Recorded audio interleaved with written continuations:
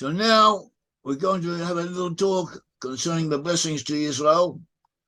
And these are actually the first portion of the Bible, the introduction to the Bible, Genesis. A lot of people are familiar with Genesis, the first book of the Bible.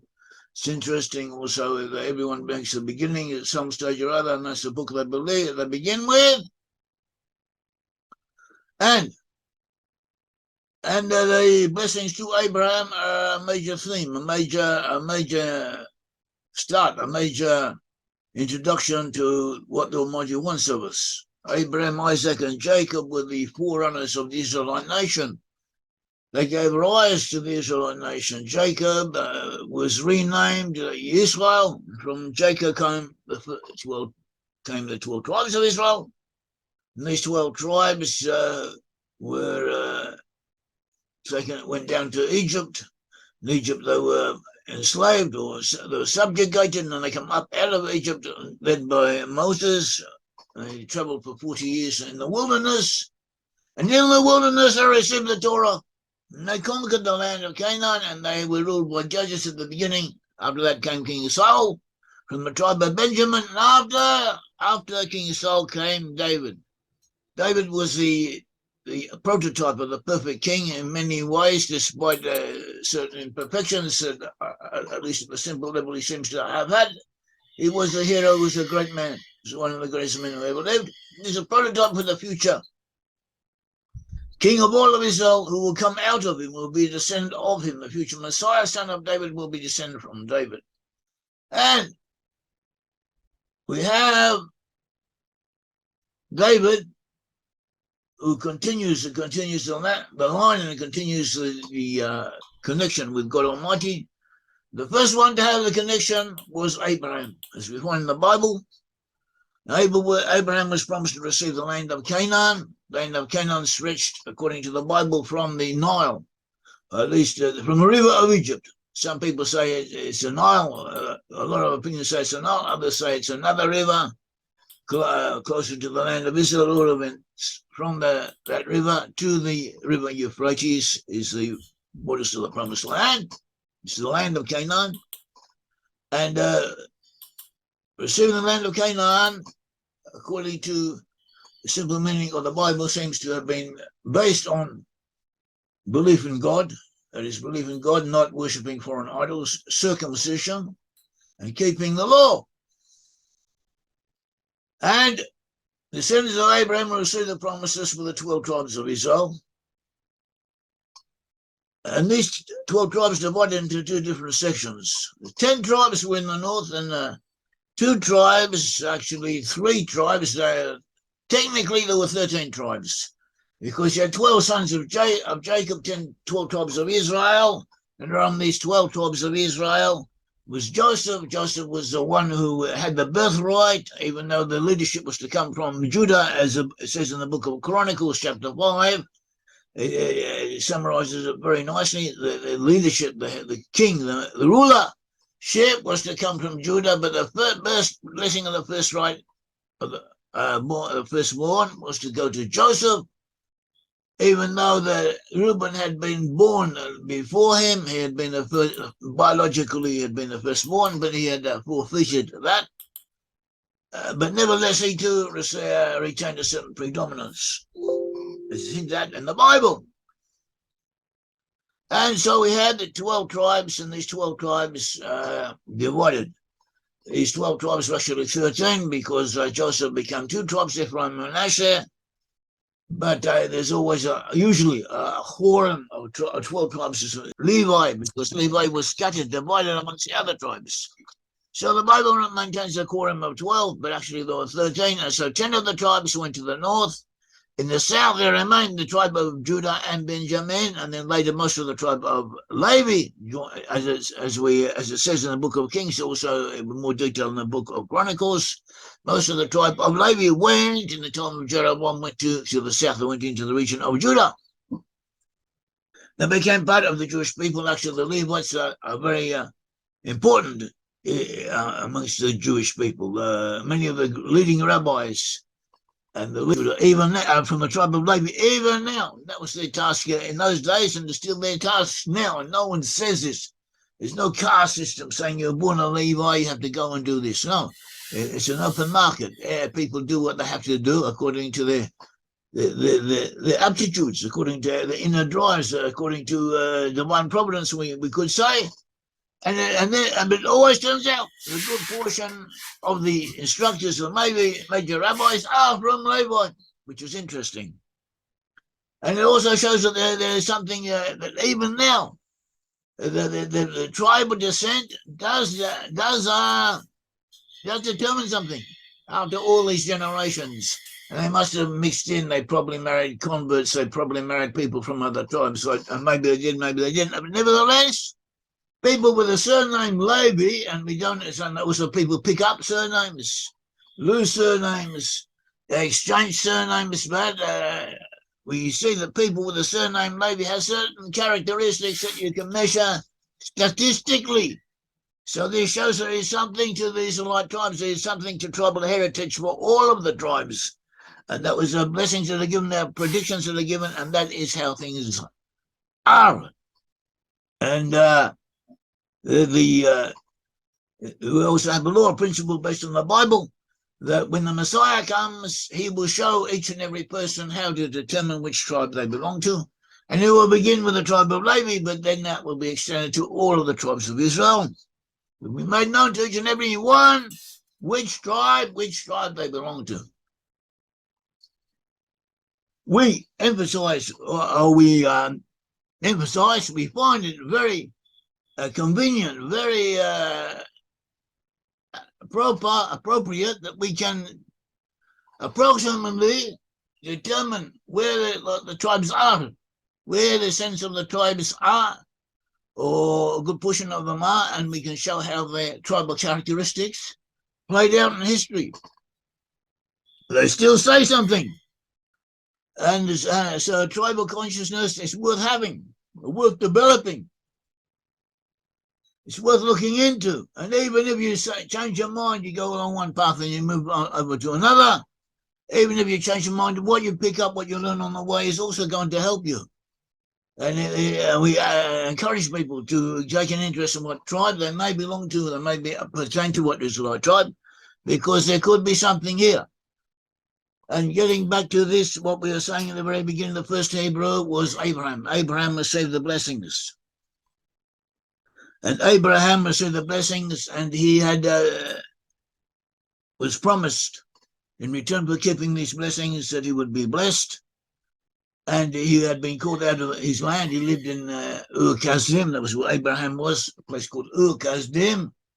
A lot of modern researchers identify Ur-Kasdim, a place in Mesopotamia, the southern Iraq. But others place it in southeast Turkey, in northern Syria. It's called Urfa, all around that region. So we don't. That's another point. It doesn't really matter to us which is correct. Abraham was told to get out of where he was and come to the land of Canaan. And Abraham at first was called Abram. Abraham was his name, and we find in Genesis 12. Now the Lord said to Abraham, "Go forth from your country and from your relatives and from your father's house to the land which I will show you, and I will make you a great nation, and I will bless you, and I will make your name great. And so you shall be a blessing, and I will curse those who bless you, and I will bless those who bless you, and and one who curses you I will curse, and you, all the families of the earth, will be blessed." So we have here Abraham being promised to become a great nation, and a source of blessing to others. It says, "I will make you a great nation, I will bless you and make your name great, and you shall be a blessing." And it expands on this.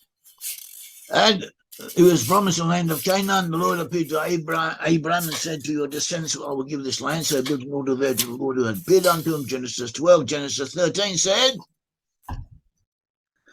Genesis 13, the Lord said to Abraham, "Now lift up your eyes and look from the place where you are, northward and southward and eastward and westward, and all the land which you see, I will give it to you and to your descendants forever."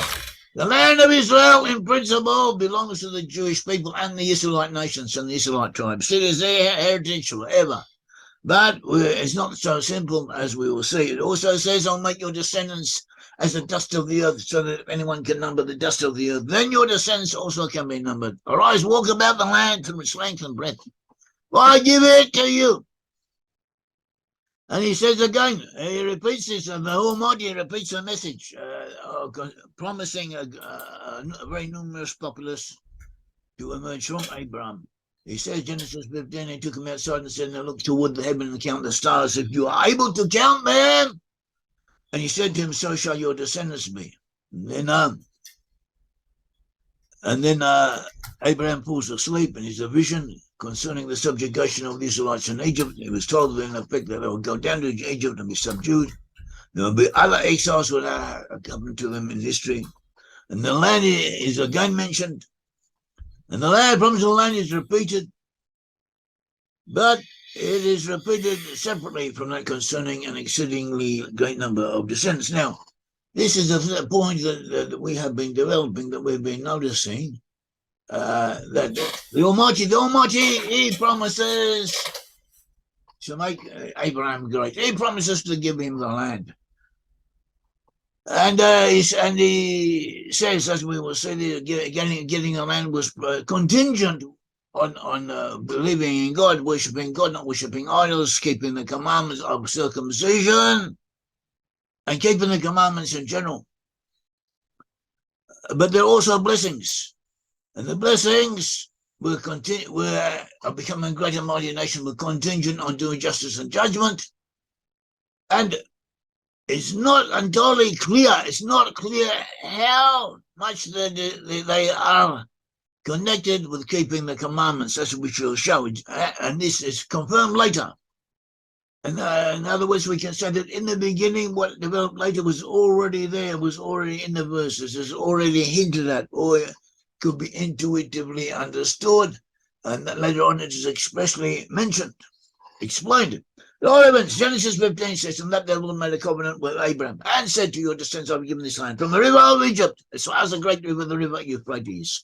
The Canaanite, and the Canaanite, and the Cadmonite, and the Hittite, and the Perizzite, and the Rephaim, the Amorite, and the Canaanite, and the Girgashite, and the Jebusite. Okay, it gives 10 nations. 10 nations, actually, when the Israelites took over the land, the land had 7 nations. 7 of these nations remained, and 3 of them went elsewhere. And there are different sources saying where they went to.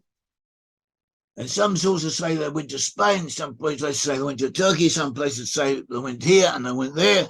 And the impression is that they moved. They moved from there, they moved to there. And eventually, indications are that they ended up in Northwest Europe. And that area of Northwest Europe was promised to the Israelites, would be promised to the Israelites, according to the Hatim Sofer, who's a great commentator. So that too is a possibility, that in the end times, areas of Western Europe will belong to the Israelites, and they do.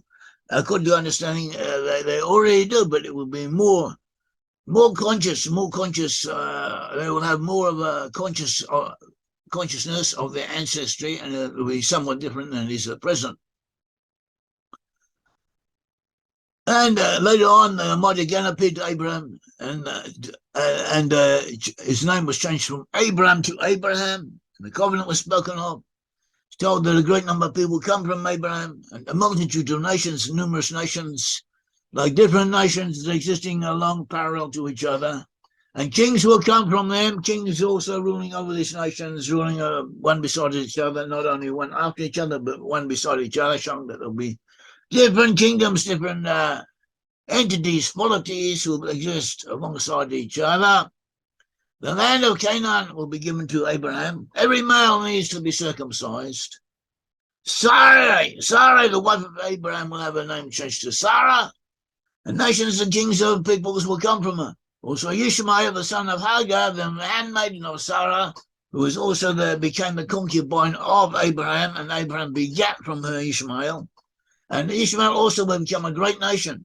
But the covenant will be with the son of Sarah, who, and when Sarah was born, he was named Isaac.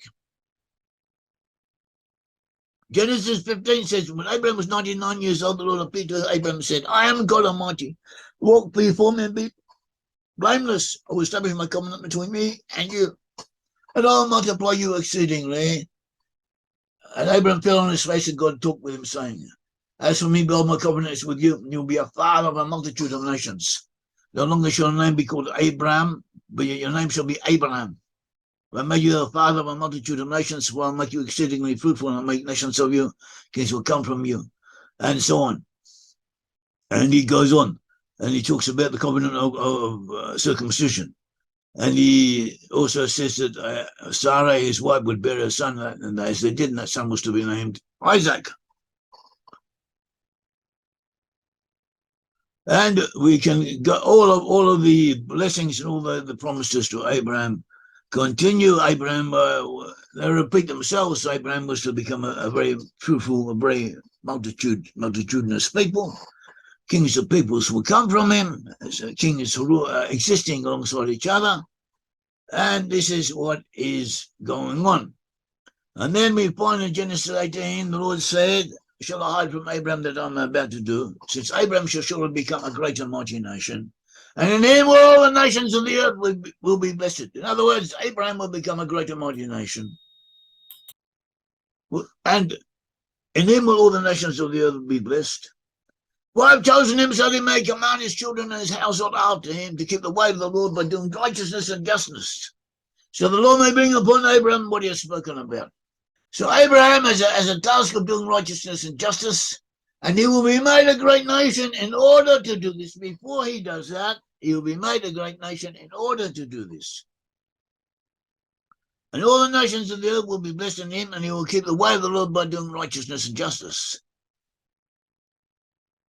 After that, Abraham is commanded to take his son Isaac and to offer him up as a sacrifice, and he was blessed to do so, and they go up together to the mountain. Abraham binds his son Isaac and binds him, and he's about to kill him. The angel comes down and stops him, and from then on the blessing becomes unconditional. It says Genesis 22. Then 15, verse 15, the angel of the Lord called to Abraham a second time from heaven and said, by myself I have sworn, declares the Lord, because you have done this thing and not withheld your son, your only son, and that I will greatly bless you and I will greatly multiply your seed as the stars of the heavens, as the sand which on the seashore, and your seed shall possess the gates of their enemies. The gate of the enemies means international thoroughfares and passes, such as the Britain had.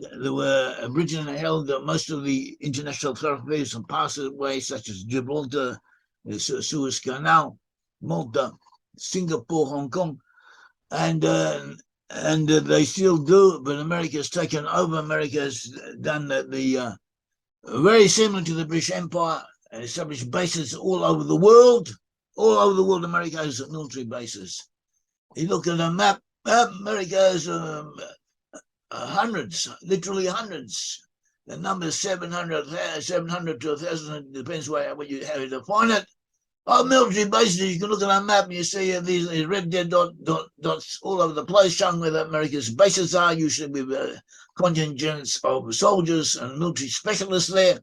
And it allows America to monitor the activities of its enemies, of its rivals, of those who are a danger to her, and to keep world peace, and also to guarantee the free flow of goods and services, of vital materials such as petroleum and so on. And America does this. America is the kingpin, the main player on the deck. They also have the American dollar. The American dollar, you can say America is greatly in debt, but it doesn't really matter, because America doesn't carry its own debt. America can to a certain degree. America can print money, and as long as other countries use that money as currency for its own needs, it is as if America had sold them. It is as if America had given them goods in exchange for the money they have. And only America can do this. And this is a blessing, part of the blessing that God Almighty gave to the seed of Abraham. And this is the power that has been given unto them. And this is reality. And the enemies of America are plotting, screaming, always trying to seed America to replace America. We had the petrodollars, we had China trying to replace the American currency, Japan, the EU, and in the meantime, they're unsuccessful. Why are they unsuccessful? There are several reasons. One of the reasons they're unsuccessful is because they lack the psychological disposition. America has been blessed that it has a psychological disposition to be free and easy, and to allow the free flow of money, the free flow of goods and services, not to put limitations on this, and therefore people can use it. Whereas other countries, they cannot resist having some type of control, some type of interference. It's only because of America that we have the concepts of freedom, of liberty, of individualism, that it's allowed to exist. Like human nature is always like that. But in the past, when America and Britain and the United Nations were not players in the game, this was suppressed. And since the descendants of Israel amongst these nations have become more influential, the world has gone ahead. So the blessing accrues to these people, especially to America and Britain, because of their good nature in this respect. And they also have a lot of problems, a lot of faults. It's a mixed bag. It's a mixed bag. It's a mixed blessing. But this is also an aspect of reality. At all events, God Almighty says, "By myself I was sworn to kill," as the Lord. After the almost killing of his son Isaac, the promises to Abraham become unconditional. And they're repeated. "By myself I have sworn," says the Lord, "and I will greatly bless you, and I'll greatly multiply your seed as the stars of heaven, as the sandwich on the seashore, and your seed shall possess the gate of your enemies. By myself I have sworn." So that is what we have. That is an introduction. An introduction, one could say, to what we have. There's much more on this. This is compounded and reinforced, and more details given. In continuation, we'll go through another point very briefly, and then we'll have a little discussion, and we'll see how things go after that and what's going on. At all events, we should say very quickly that there's a type of master plan, according to our researchers, and our researchers so far have been proving themselves.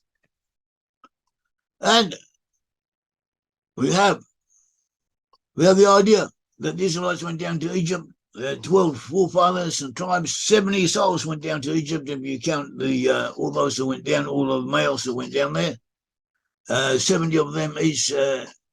70 each of the 70 of the 12 tribes, and they had children, and in some cases grandchildren altogether. 70 of them, 70 parallel to the nations of the earth, and the sons of Noah were 70. See Genesis 10, and so to the tribes and individuals who went down to Egypt amongst the children of Israel, also 70, each one against one of the peoples of the world. This is also an aspect. All the peoples of the world somehow or other connect up to Israel through whichever of the tribes or whichever of the members of the tribes are linked to them in some way or other. So this is also a point.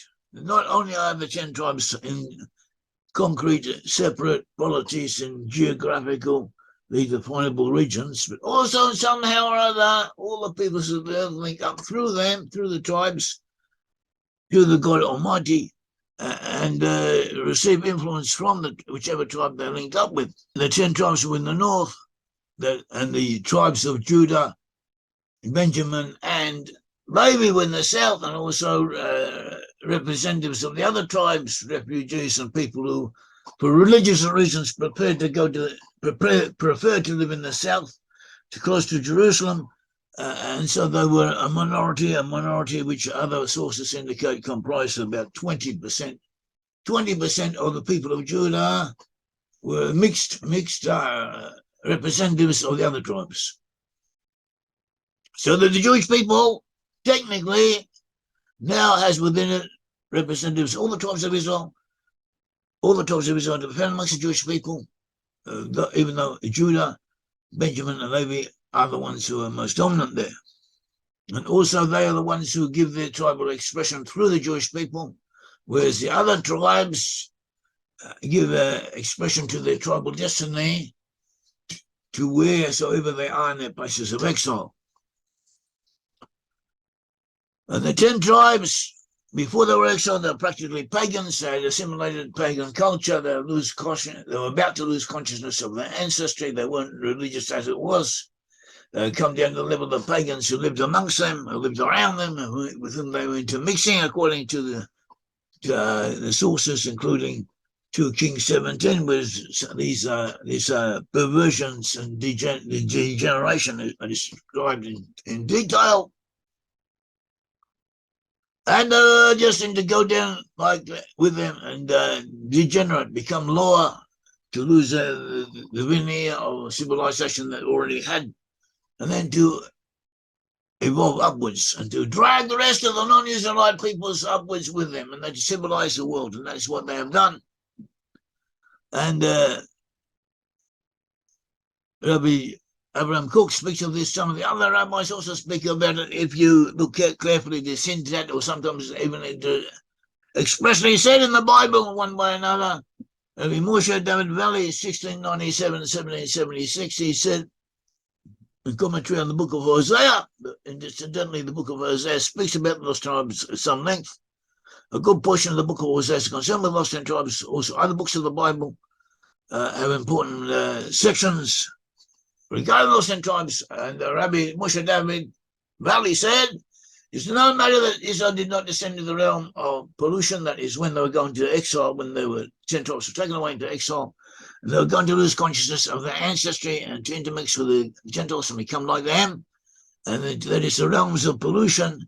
And they did this, according to Rabbi Moshe Valley. They had to do this, in a sense, in order to clarify their destiny. They needed to fulfill the will of God and reform the world through redirecting its forces.